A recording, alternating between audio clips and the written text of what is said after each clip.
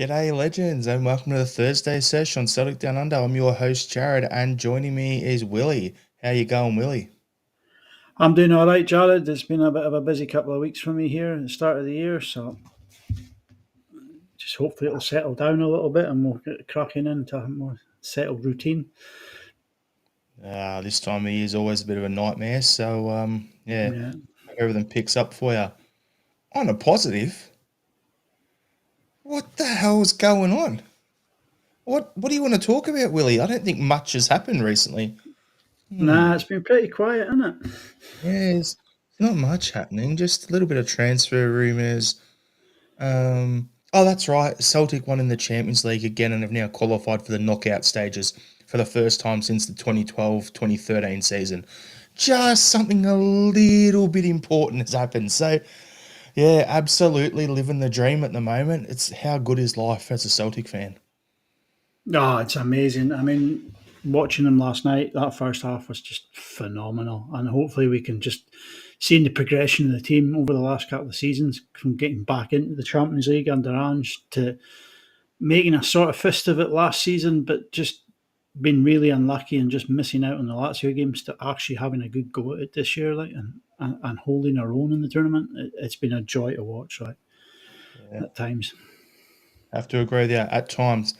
The funny thing is, though, that you go through it all and you look at what we've done through 7 games. And what are we? 3 wins, 3 draws, and a loss. And our only loss is against Dortmund, who has the same points record as us after Yeah. 7 games as well. So yeah, it's all things considered, it's worked out pretty well so far. So yeah, what we'll do is we'll talk about the game against Young Boys, and then we'll talk about off the back of that having qualified for knockout stages, transfer stuff, all the usual gossip and randomness, and then we'll preview the weekend's game against Dundee to finish the pot off. So, in the comments, let us know how you're feeling today. Let us know where you watch the game, how many, if you're watching it at home, how many couches you're hiding behind in certain situations when Casper made a double save, and we'll go from there. So, we'll start off. Starting lineup wasn't any surprises. We said the weekend's lineup was the dress rehearsal. So, it was Casper in goals, Johnson, Taylor at fullback, and then you had Team America and your centre backs in Trusty and Carter Vickers. Midfield of Engels, Kalmack, and Hatate. Up front, Kyogo. On the wings, Kun and Maeda. So, first half, Willie, I just thought we were absolutely flying, and they were living life very dangerously playing that offside trap because Kyogo should have had a hat trick, put the ball in the net 3 times, and unfortunately, one was ruled out for a foul. 2 were ruled out for offsides, which we'll talk about a little bit later on. But just in general, the speed of play, the press, and the way we controlled the game, I was just really impressed by that. What was your thoughts on the first half? I thought the first half just it seemed to be a frantic start. The first 10 minutes of the game just seemed to be up and down. They had a couple of chances, we had a good couple of chances, and once the game settled, um, we really just started pressing our game onto them, and we just started passing through their lines and ripping them open at will at times. It was really good to watch, and I mean, Kyogo had a hat trick within the first 40 minutes of offside goals or disallowed goals. It was just, 30, it, 34 minutes and 32 seconds, yeah. Willie. There you go. I was watching their defence. I just couldn't fathom out what they were trying to do in defence. It looked to me like the boy Kamara was stepping every time they got possession. He stepped into midfield, which left a back three. But there seemed to be a massive gap between their captain and fullback then, and Kyogo just. It was just easy pickings for Kyogo. He was just looking at all the space in front of him. He had so much time to run into it. It was so easy for him. It was just, I just couldn't figure out what young boys were trying to do. And like I say, we were just ripping them apart at times there. And how we went in 0-0 at half time, I am just bemused by that. Like, Yeah, so on that, it was one of those ones where when I was watching it, like as you said, the first 5, 10 minutes, it was a little bit nervy. It's probably the easiest way to sum it up. With the fans were up and about and it was so loud, they looked nervous. Like young boys looked nervous. our guys looked a little nervous, like, "All right, let's just get into the swing of this."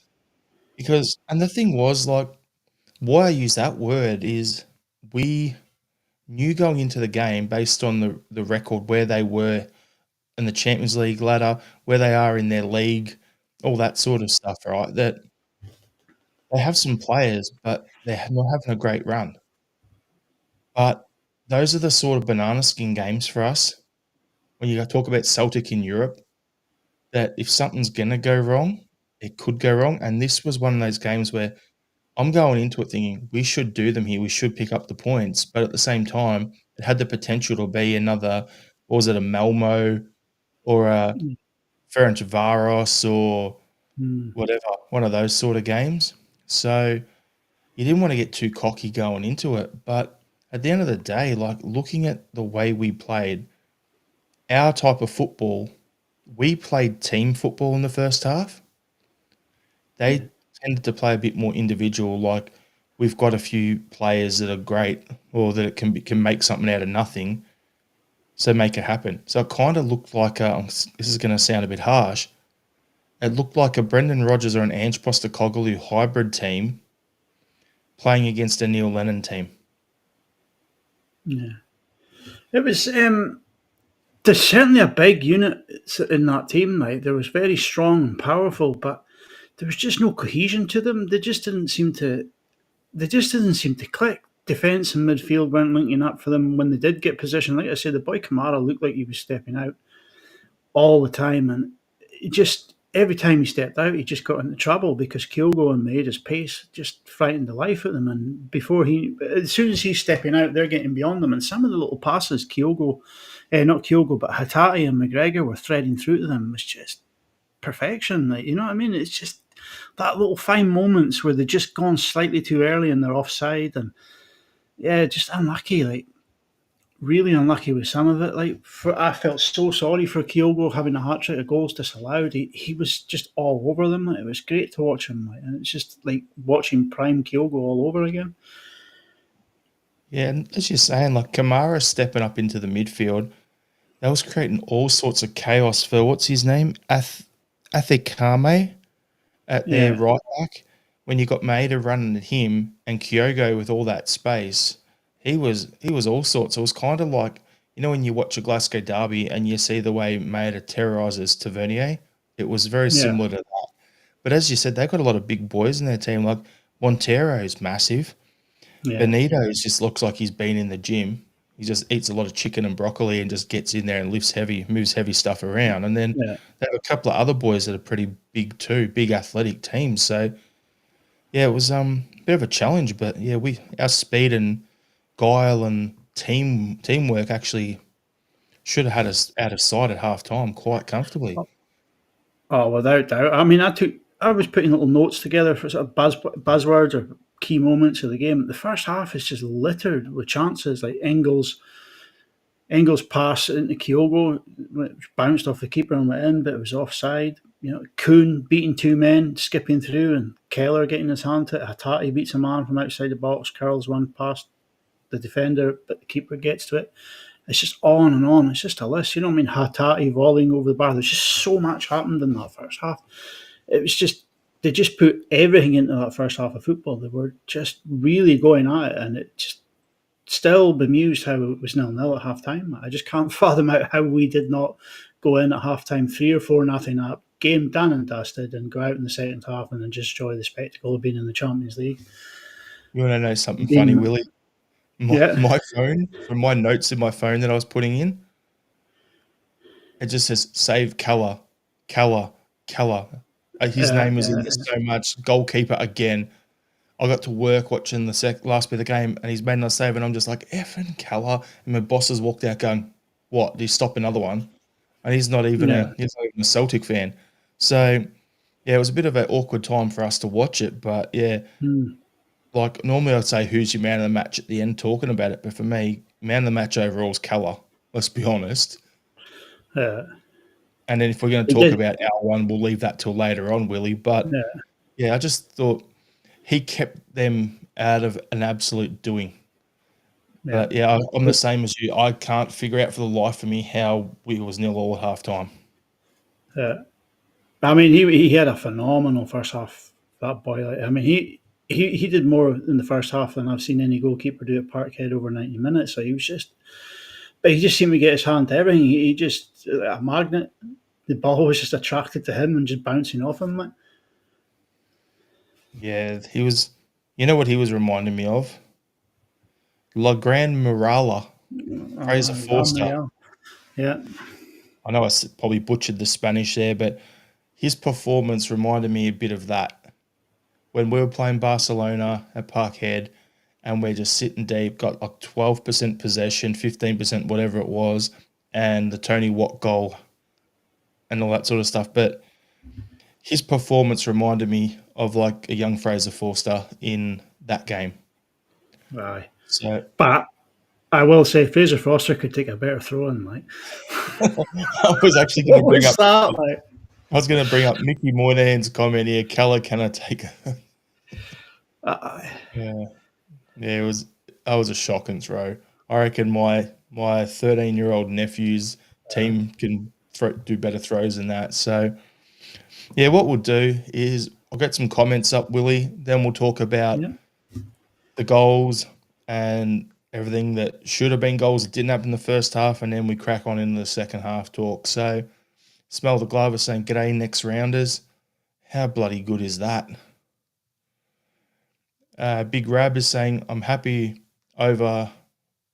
I'm happy over all with the Champions League, but it is one of missed opportunities with two of the draws. Next season, they'll need to be more clinical in front of goals, but I'm very happy with last night. Oh, the team. Okay, got ya. Yep. Kevin Mullen, I've aged 10 years after that game.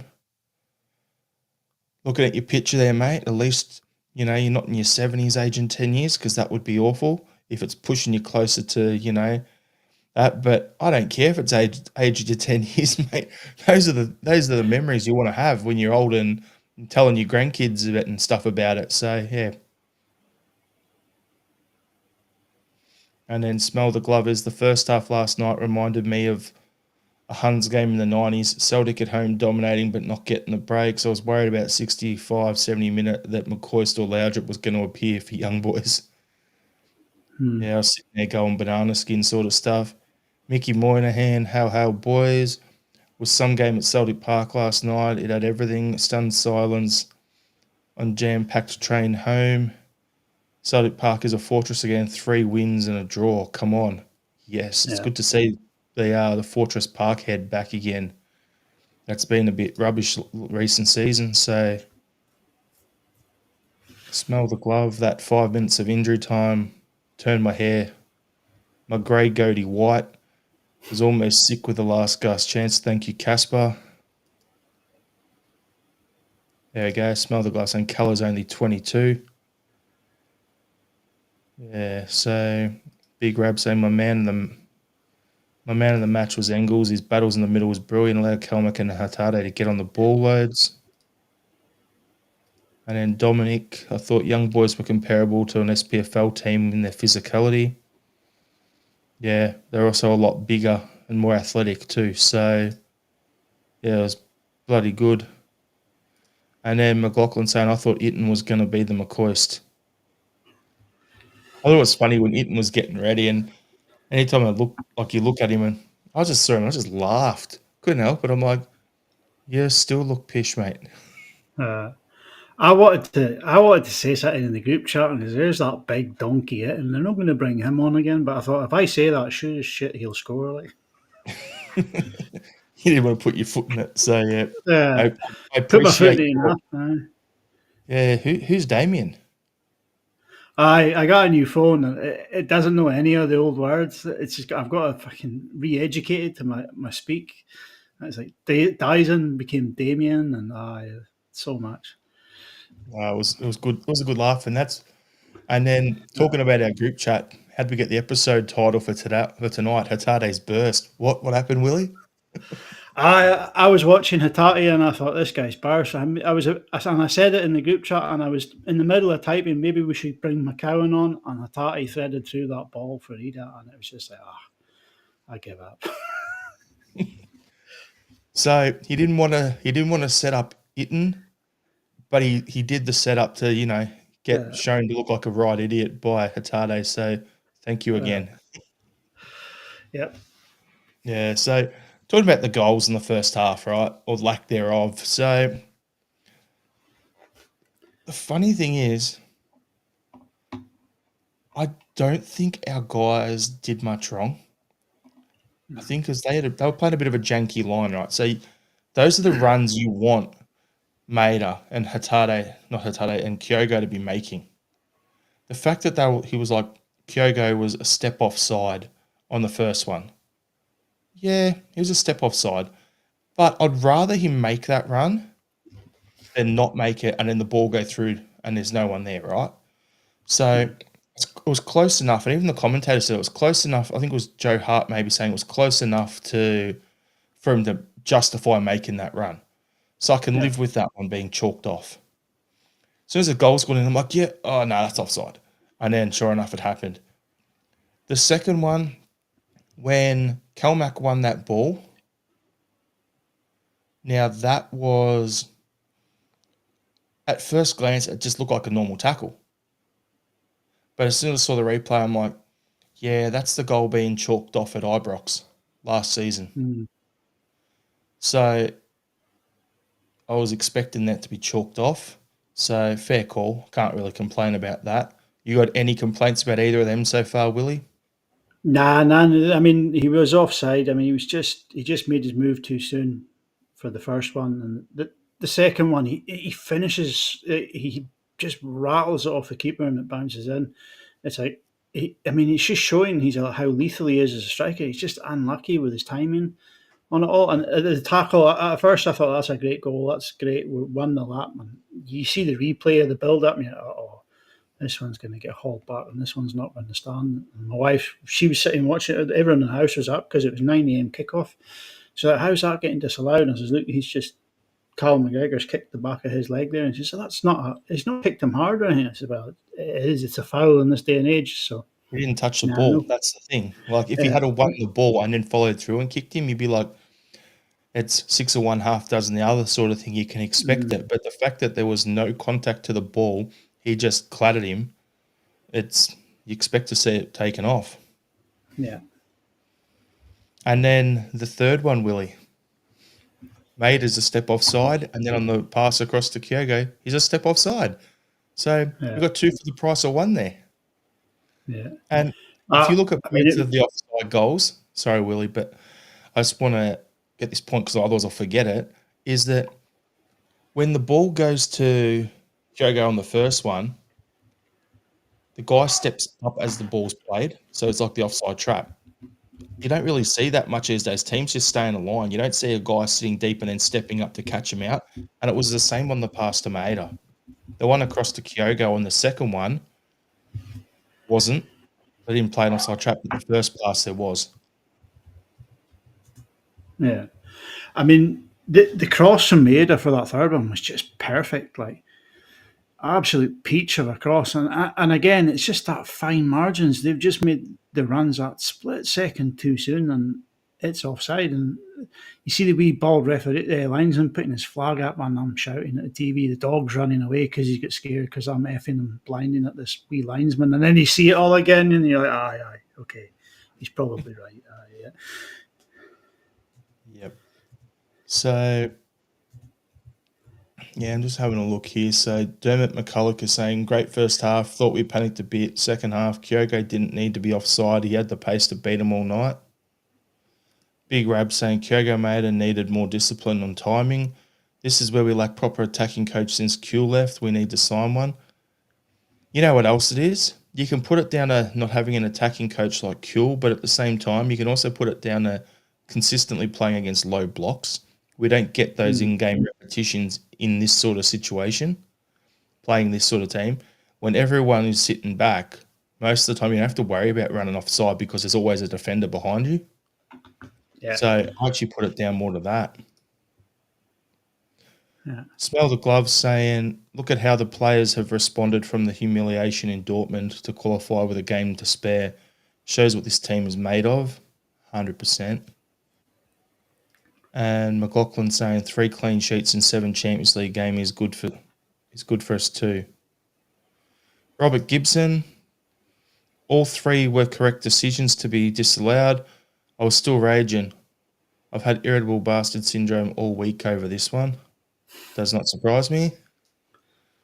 Mickey Moynihan, no complaints with chopped off decisions. And that's the thing, right? If this is us talking about it, going, yeah, they were all the right calls.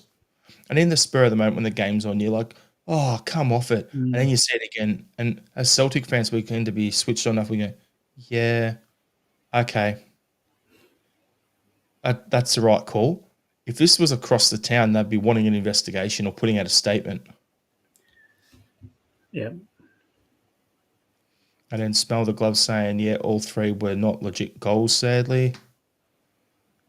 So, yeah, basically with that, we'll get to the other main incident when Greg Taylor got coat hanged and a penalty was done. And I said to my wife at this point in time, I turned around and I gone, oh yeah, Engels is good. He's a good penalty taker. He doesn't miss. We're fine. And then he does some stupid bloody run up. The goalkeeper somehow levitates and doesn't pick away, and then he absolutely butchers it. So, yeah, we just couldn't get the ball in the first half. What was your thoughts on the whole penalty situation and Engels there, really? I thought we should have had 2 penalties. Yeah, I thought the one on Maeda. I mean, the guy puts his hands all over him in the back, and Maeda hits the deck. I thought that was a penalty. I mean, okay, it would have been. There wasn't a lot of contact, but when you're Dyson Maeda in full flight, the slightest slightest push is going to throw you over. So I thought we should have had a penalty for that one too. But it was a Stonewall penalty. He pulls him down, and Engel steps up, and you feel really confident. You see Engel stepping up, and you think, all right, this is going. He's going to put it in the bottom right corner where he normally does. And for some reason, he gives the keeper the eyes, runs up, checks his run halfway through, does that starter, and places it right into an easy, well, I wouldn't say easy, but he places it right into a place where a keeper's going to get to it if he guesses the right way. And that little stutter gave the keeper just enough time, just enough to get himself into the position where he needed to be. It was a great save from Keller. You know what I mean? Keller played it perfectly, and Engels just got it wrong. And it was just a poor penalty all round. It's just, but you can't really begrudge him. He scored 6 out of 7 this season so far, so you can't really say, oh well, that's him off penalties. You know what I mean? Because you're going to miss one every now and again. Yeah, it happens. So I'm not too upset about it anyway. We've still got the win, so that's the main thing. So yeah, I think overall first half was a success without the scoreboard showing that. Definitely. Like, I mean, I said this is the 3rd time I've said it tonight. How we went in 0-0 at halftime just it baffles me. Like, absolutely baffles me. Like. So Willie, do you want to give us a general chat about the second half? Yeah, I mean, the second half, we had that corner early on. Trusty's header rattled off the bar. I mean, Kalmak had a good shot turn wide, but they tightened that positionally. The defender stopped stepping out into midfield, and I think with the 4-4-2 formation they were playing, I think that one of the strikers dropped back to help out the midfield rather than the defender pushing on to try and give it that extra man in midfield. It was a striker that seemed to drop into that position. But they definitely, their manager definitely had a word with them about the positional sense, because they seemed to play more rigid in their formation to whatever it was. Was it 4-4-2, I think, or 4-2-3-1? I'm pretty sure it was a 4-4-2 they were trying to play like. But that definitely allowed them to grow into the game because they had the positional sense all spot on in the second half. They did come at us a few times and they got up the pitch. I mean, we're going to talk about Schmeichel in a minute, but it was a bit of a slog to watch that second half at times. But it was a battle the players weren't frightened to get stuck into at times. Like, I mean, Trusty and Carter Vickers, they had their hands full with their 2 strikers. They were big units and they handled them very well throughout the game, I thought. But I was kind of sitting there at 80 minutes thinking, this is it. We're going to end up goalless here and we're going to be going into the last week of this competition needing something. And then I had my wee moment in the group chat where I said, oh, look, looks like he's burst. I think maybe we should be bringing McCowan on now. And obviously Hatate threads that perfect pass through for Ida. So overall, we got the win, but it was a bit of a hard watch that second half at times. Like, and a very nervy occasion. Like, Yeah, they switched to a bit more of a 4-4-2, a bit flatter, took away a bit yeah, of the space for it. So yeah, the second half was a bit ugly, but yeah, you pretty much touched on everything I wanted to say there, Willie. sorry, All I mate. want to say is no. All I want to say is thank God for Casper Schmeichel with that double save that he made in the second half. Like, what a player! And we'll talk about him in a little bit more detail as well. But for me, the best thing was I had sitting on this desk that arrived yesterday the pink Schmeichel, a goalkeeper top with Schmeichel one on the back that I bought. My wife's been wanting that all season because she's been obsessed with. She liked Peter when he was at Man United. She liked him when Casper when he was at Leicester playing for Ranieri in that season, and now he's at Celtic. She's loving it. So it's like, all right, I'll get her the top. It finally arrived, and then what happens? He's wearing that exact top, making that save in a Champions League game. So I had to give her that top this morning. Living the dream. Yeah. There's That my that apologies. save was Yeah, that can't save win. was world class. Like, world class save. Like, you know what I mean? The way he gets down and gets his hand to it. But the second one, the follow up is just sheer instinct alone. You see him spinning around. Where's the ball? He gets his eyes on the ball and he just gets his leg out to stop it. It's just sheer instinct alone, and that for me is just phenomenal. It's just it is world class, and that is why we have him in that team. You know what I mean? It's just, and that's why he's been worthy of a new deal. Another 18 months onto his contract. It's just, it's you could watch that all day long. Like, you know what I mean? You could just watch it on repeat. Yeah, we've had a pretty good run with goalkeepers. Let's Yeah, be honest. But like, yeah, I just look at Casper and some of the stuff he does. You're like, how do you do that? Like, we all mm, knew, like, Joe Hart had his limitations. He was a great servant for 3 years, but if the shot went down to his left on the ground, he struggled to get down to it. Last night's double save, Joe Hart wouldn't have been able to get that second one because it was down into his left. So I look at that and go, well, this is just a class keeper. And the thing is, with Casper extending, I hope this means that he's a good mentor for Sinisalo as well. Get an extra year of yeah, him being mentored and trained by him. We got Sinisalo on it was a 5-year deal, so he'll still have 3 years left by the time he's looking to break out in and take over for Casper potentially. Well, perfect. You've got the guy now, and you've got his replacement there to learn from him. It's a great spot for us to be in. So yeah, yeah, all I wanted to say with the goal was as well, how good's a pinball goal? Eder comes in, shot off the keeper onto the defender and in, and someone, if there was all I'm gonna say is if there was like a Puskas Award for knee slide goal celebrations, Eder would have to be a finalist every year. Like, get a load of that celebration. yeah. That was just great.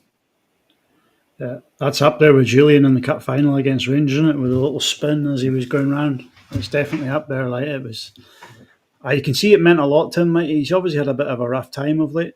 He's not hitting form like he did last season, and you can see some fans are getting antsy with him a little bit. But he just showed the positional awareness to shrug off his man and get the shot away. And if it wasn't for him, that goal wouldn't have happened. Like, you know what I mean? So fair play to the boy. So Typhoon McFlustery asked this question: has Eder paid back his 9 million price tag? So I'm gonna answer this in two ways. Since we've signed him, winning that game and getting into the next stage is about 6.5 million extra the club's going to get. So we paid 9 million for him. He's pretty much paid himself off. There's a couple of million there, Mm. but whatever. That's paid off. The goals he scored early on, the works, right? But I look back at last season, end of last season, him scoring those goals that he needed, that he scored in big games for us to get the direct qualification into the Champions League this year was worth 40 million to the club. So he's already paid for himself before this season even started. by scoring those goals that got us to where we are now. So I don't think he has to pay back his $9 million price tag. I think he's a Brendan Rodgers type of striker, a lot more direct and what we needed. And yeah, it's going to be interesting to see how he goes. I'd like to see him get a good run out on the weekend. Yeah, if he gets a run out of the weekend, I mean, he needs a run out. I don't know if Kyogo's going to be there come the weekend, the way things are going at the moment. So it's looking very increasingly likely he will be the man that gets a run out of the weekend. But this goal is going to be a shot in the arm that he needs. You can see his head's been down a little bit this last couple of weeks. Obviously, he's been desperate for that goal. Okay, he hasn't scored the goal here, but he's put himself in the right position. He's got the shot away, and the goal is a direct result of his actions. So it's going to give him a little bit of a shot in the arm. On a home game against Dundee, it's a game that we'll touch on that later. So, but I think it's a game that he can get goals into. So hopefully this could be the start of him coming into a bit of a purple patch, get his confidence up and running again. Yeah, 100%. So, yeah, I'm just going to bring up this comment. Mickey Moynihan, young boys left winger, number 77, was given AJ a tough shift. AJ passing was well off par. I actually rate that guy. Which one was that? Monero or something like that. I think that was his name. Yeah, Montero. Big athletic winger. That is a Brendan Rodgers type of winger. Being completely honest with you, that looks like an Ollie Burke who actually can contain a ball and like receive a pass and keep the ball at his feet. So that's how I saw. That's how I saw his performance. Yeah. So what we'll do, Willie, is I'm just going to ask you the most dumbest question I can say now. So with this result, on a scale of 1 to 10, how happy are you that we picked up the 3 points? 2.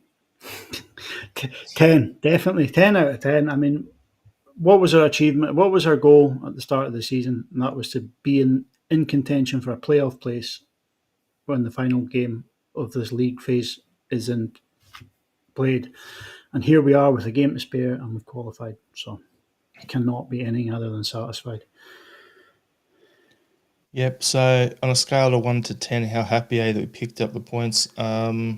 67 for me. Had to. So player focus. Usually we go through the whole squad, give a couple of sentences or whatever our thoughts on every player.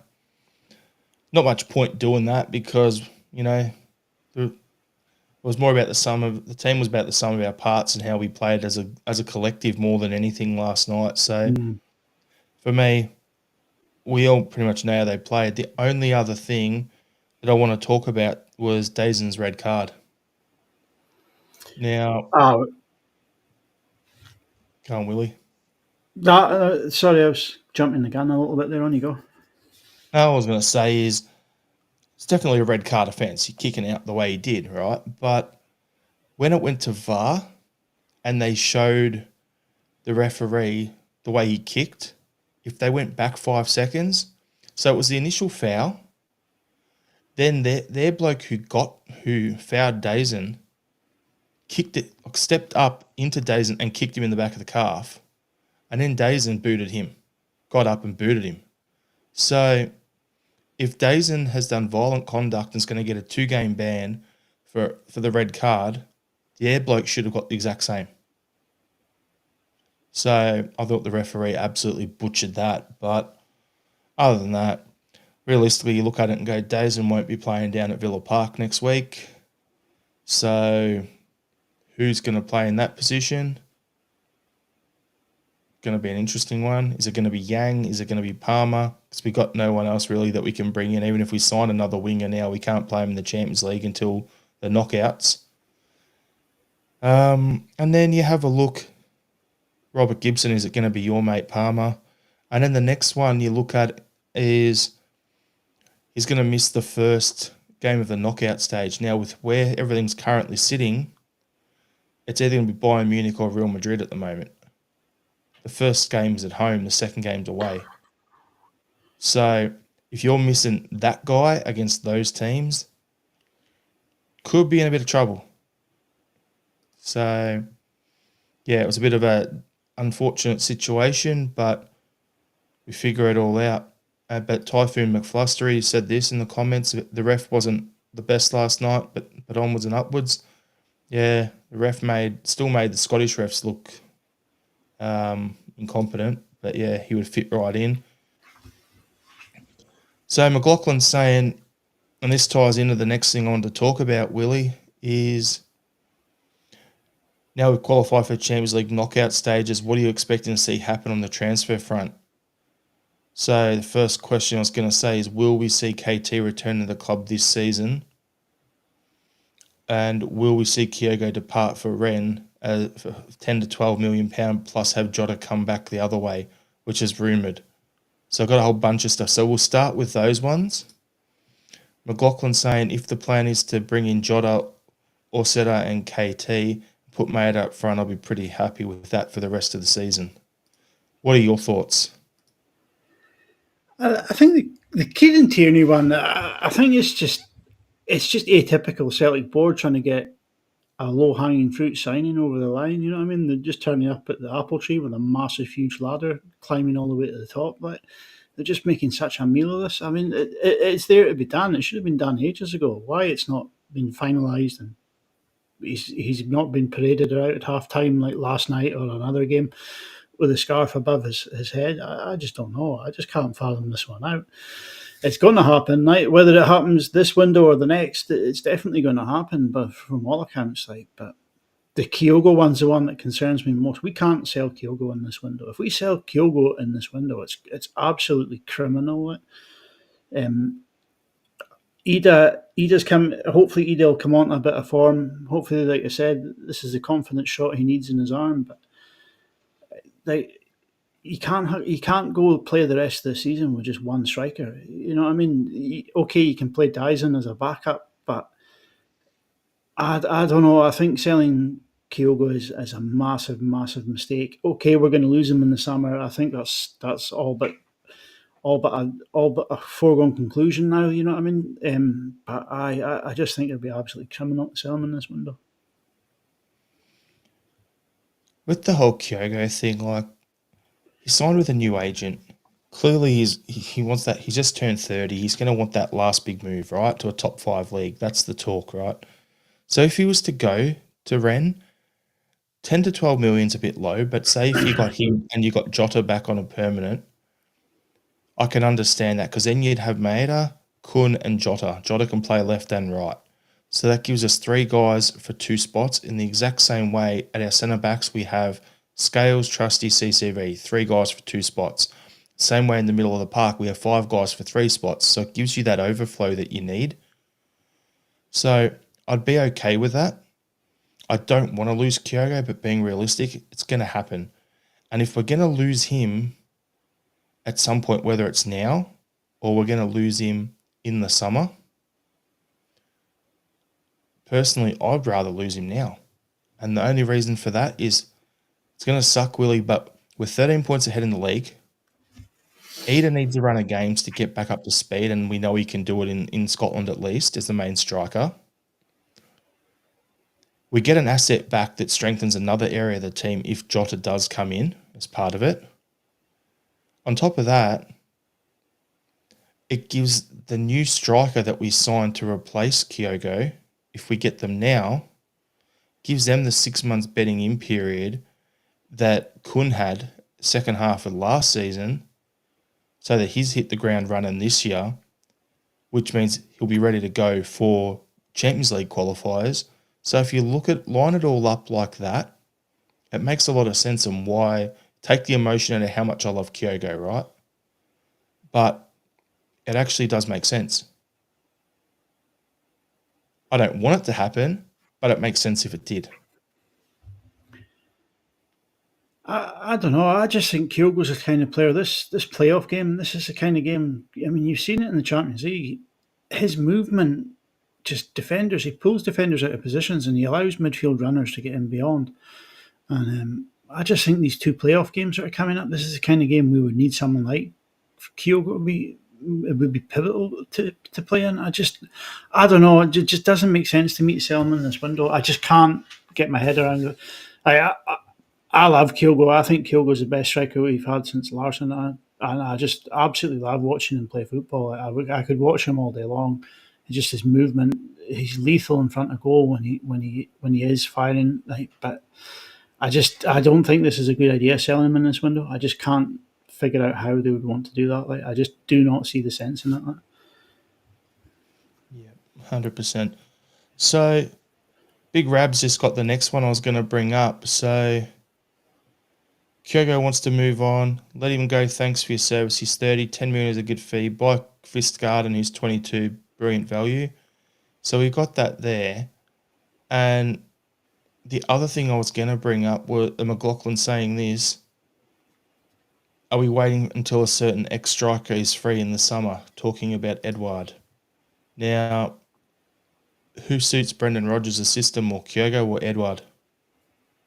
Oh, Edward, without a doubt, without any shadow of a doubt, Edward would suit the system better. But like I Yeah. say, he does not been on great form this season. I know he needs a run of games, and I know it could be a confidence shot, but I just think I don't know. I just think it's a bad idea selling him.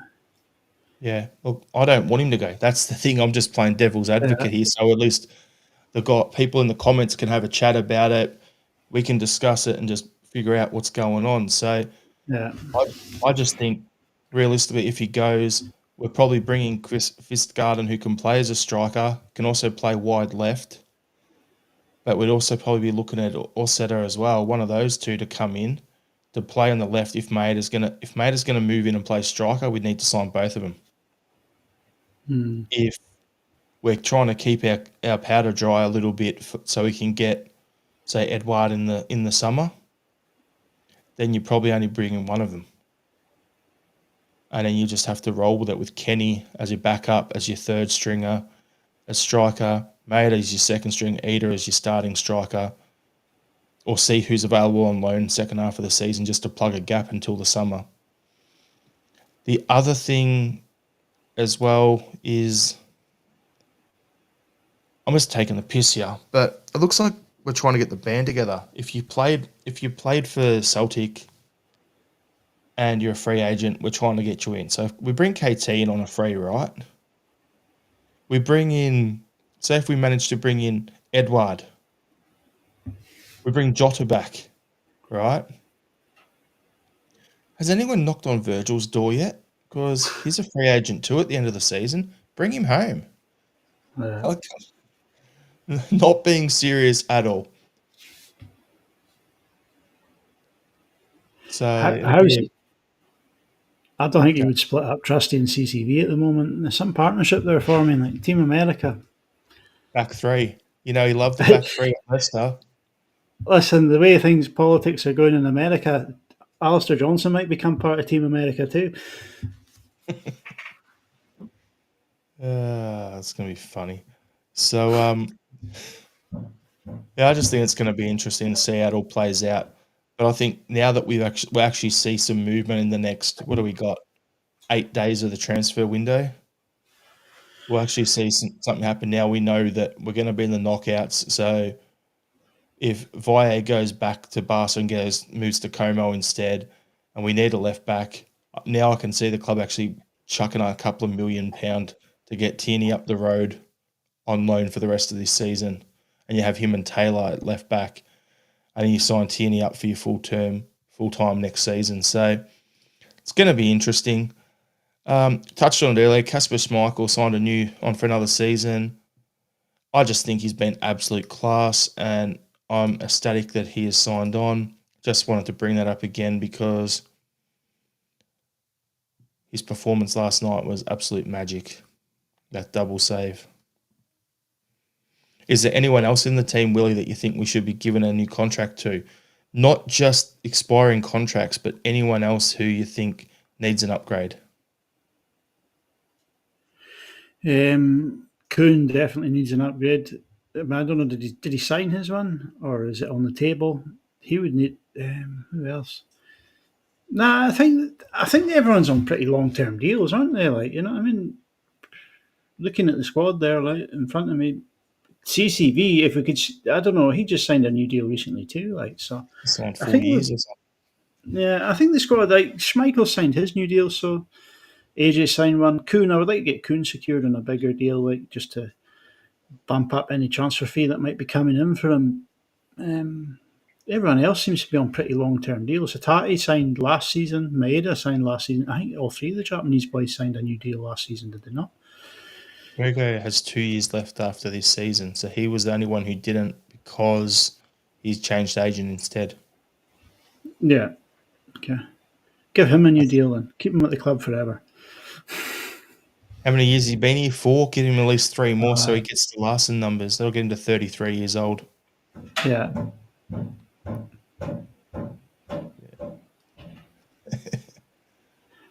My dog's just walked in. He's come in with a bit of an attitude. He's wandered around the table and he's just walked off out back at the dog door there. I just wondering what the hell's going on here. I was like, that sounds a bit sus, Willie. What's going on there? It was weird. He just came in with a big attitude and just looked around, sniffed about, and headed off back out again. It's weird. I'm just trying to figure out what's happening there. All good. So what we'll do is we'll get to the game, preview the game on Saturday against Dundee. So at Celtic Park, how you feeling heading into the match, Willie? What are your general thoughts about the game? I know the Champions League game that we just played. Usually I'd say, like, how do you think the Celtic players will back up from the Champions League game? Because we always tend to be a little bit flat or there's that drop off. And in Dundee, considering what happened last time when we played them, my feeling is I'm a little bit iffy heading into this. How are we going to bounce back? We're probably going to have to see Yang on the pitch at some point, maybe even Palmer. Robert Gibson, let us know your thoughts on him in the comments. But what are your thoughts on all that, Willie? Yeah, it's a chance to extract a bit of retribution. I mean, I think we should have had them put to bed by the first half last time we played them. So, having played them, just over a week ago, we know what to expect here. Like, so they're going to be physical. They're going to be in our faces. It's going to be a tough game. I think Trusty, he's got a chance here to step in and sort of make amends for his really weakest piss performance, as Brendan called it.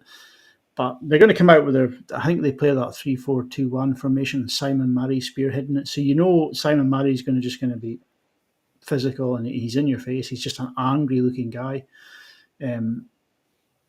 But I think when we played them last week, we didn't have natural width. Maeda was out and Kuhn was only returning to fitness. So we had Yang and I think Kyogo played on the other wing. So I think with the natural width, with that back three, there is a chance to get in behind into the sort of channel there. So with the natural pace of Maeda and Kuhn, I think we could get goals in this game.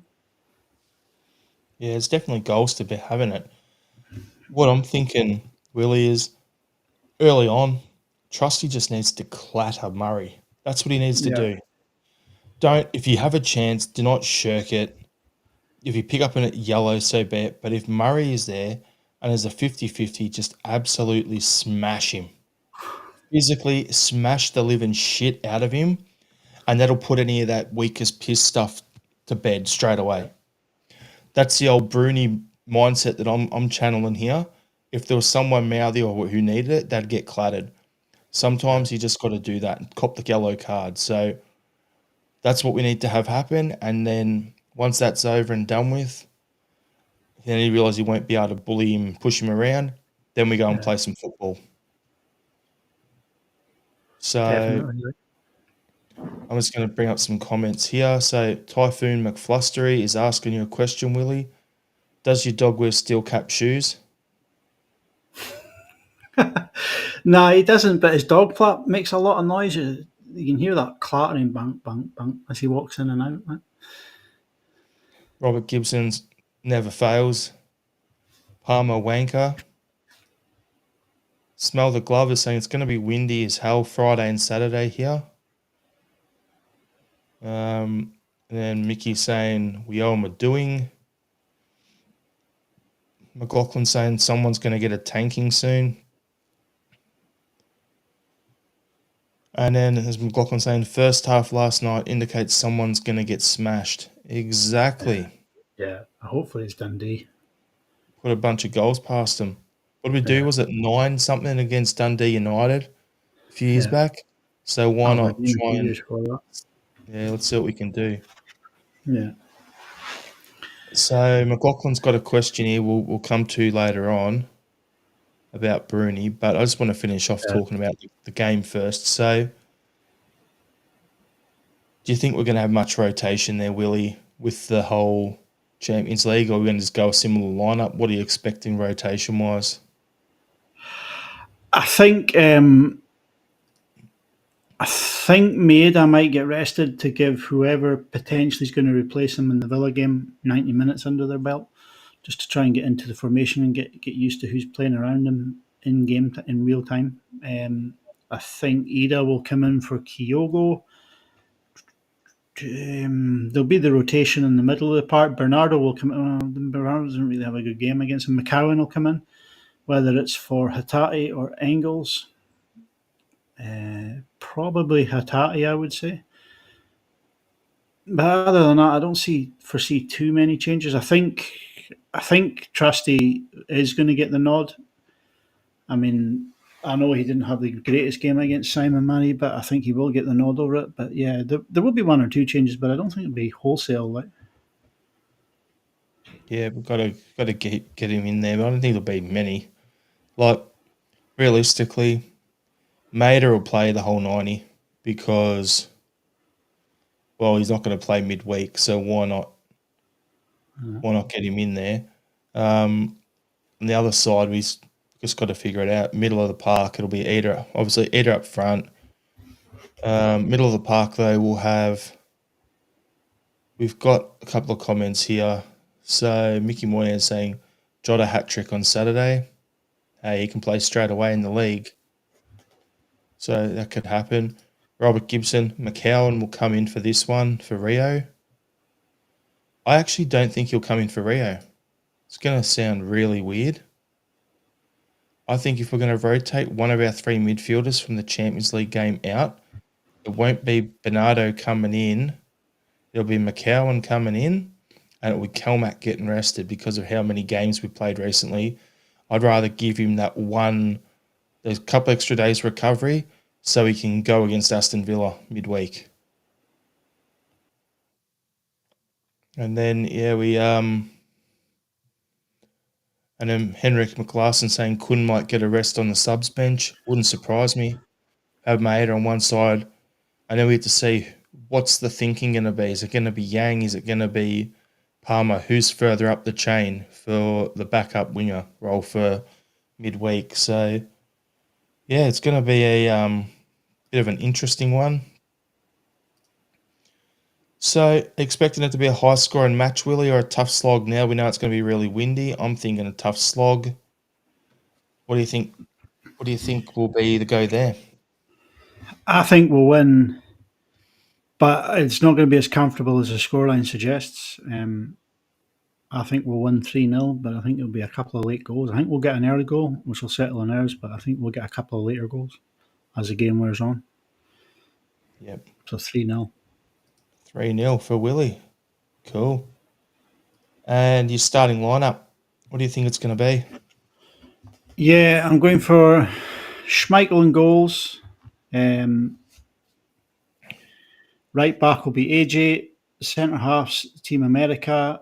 Left back will be Taylor. In the midfield, I'm going to go for Kalmak, McCowan, and Engels. And up front, I will have Palma, Ida, and Kuhn. Happy days. Yeah, for me, I'm thinking it'll be same back line that played last night. Then we'll have middle of the park. Kalmak will be out, McCowan will be in. So it'll be McCowan, Hatate, and Engels in the six. And then up front, it will be Ida with Maida and probably Yang. And I think we'll win the game 3-1. Do So, you think what was that? I'm going to say, do you think Rocky Dennis will score for them? No, it'll be an own goal. All right, okay. I reckon we'll somehow absolutely butcher something in the wind, and it'll end up in our net. So Robert Gibson saying 2-0. Mickey Moynihan 4-0. Andrew Galea saying we'll win 3-0. We are in form. Smell the Glove is 3-0 to the Leather Belts. McLaughlin saying 4-0. I'll go for Saturday. There goes the dog again, everyone. He's giving me the daggers. I don't know what I've done, but I'm getting daggers off him every You, time he comes through that door. It's you funny. Like, keeping him up, are you? I don't know what's going on. Like, oh, the aircon's on. It's blowing cold air. That could be what it is. Like. Yeah, so what I'll do, Willie, is that we'll finish off with a question from McLaughlin. So we question, if Bruni gets air up and keeps them up and gets to a cup final with them, would that be enough to alert the Celtic board? What are your thoughts on that? Um, I don't think he's ready for the Celtic job. I think he'd need a couple of seasons in the SPL and maybe a run in. I don't know.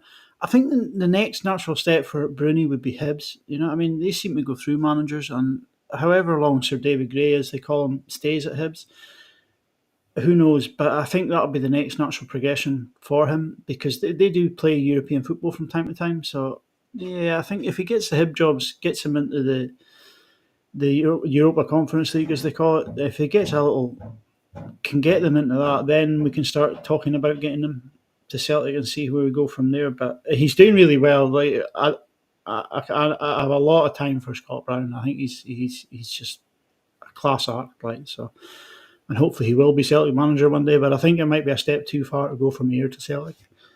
I'd agree with that 100%, Willie. And Smell the Glove was saying he'd have to do really well with a bigger city club like a Hibs or Aberdeen to have a sniff at the Celtic job in the future. And the last thing here is Typhoon McFlustery. How can I get one of your flags to hang out my window on Springfield Road, Parkhead? Pretty simple. If you have a look on the bottom of our screen, you've got all our social channels. So if you're on Instagram or Facebook, or even comment on the YouTube video after this is done, Typhoon, if you comment on one of them or send a direct message on the Twitter or X or Blue Sky or whatever to any of our accounts, I'll get the message and we'll get in touch. You can also send me an email, downunderceltic@gmail.com, and I'll get in touch with you and we'll sort that out for you. No problem at all. So, yeah, just get in touch that way. If there's anyone else out there who wants a flag, do the same deal. I'm going to try and get them up on the website shortly too. I'm just trying to figure out how I can actually have physical stock on this when the T-shirts are all print on demand. I've got to try and figure that out. But, yep, I'll get that sorted. But if anyone wants a flag, get in touch that way and we'll go from there. I've got about 30 more. I've got about 30 sitting here, so I've got plenty of them if anyone wants them. Willie, what we'll do is we'll wrap it up there. We'll go to our final thoughts. You got one ready to go? Yeah. My final thought is Squid Game Season 2, thoroughly enjoyable. So on Monday, my final thought was I showed Alanis Morissette record Jagged Little Pill and said after 30 years that album is still that record still goes hard. So I copped some trouble. Someone saying you got to have some Metallica or some rock music. So that's the newest one that I've got for my collection. Looking forward to it. A bit of Pearl Jam. So I hope that actually makes people not think that I'm into soft music. Thanks everyone for tuning in. Hail, hail, and we'll see you next week. Hail, hail.